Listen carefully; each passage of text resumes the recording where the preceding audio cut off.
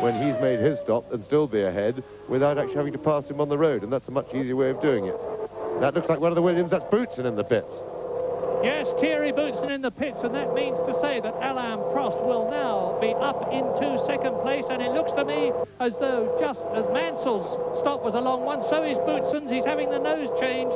You're looking at the nose of the car through the on-car camera just behind Thierry Boutsen's head, and of course this is absolutely tragic for the Belgian. Yes, whatever it is, it's not a routine stop. He came, by the way he came in, I was thinking it was a tyre stop, and I was just about to say when Murray finished that he came in rather a messy way, but obviously there's something more terminal around the front end of the car, and I have a suspicion it might be something to do with the brakes, all the hydraulic systems around there, and a new fastest lap for Ayrton Senna, and they're really just chipping away at this fastest lap. There's nobody going quicker by leaps and bounds, but what a tragic situation for the Williams team and for Boutsen, because that problem really, whatever it was, will have put them too far back down the field to stand any chance of winning. Could still be in the points.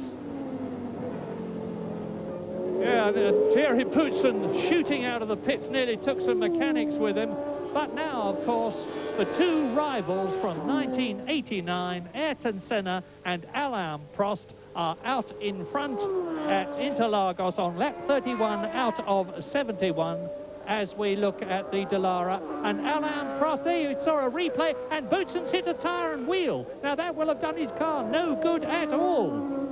I don't know why we're continuing to look at this Dallara, but just let me give you the order.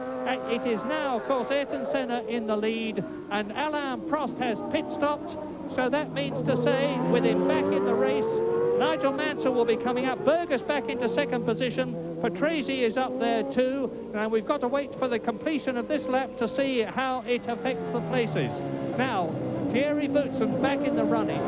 I don't know whether that tyre and wheel was dropped or whether Boutsen's left front wheel hit it.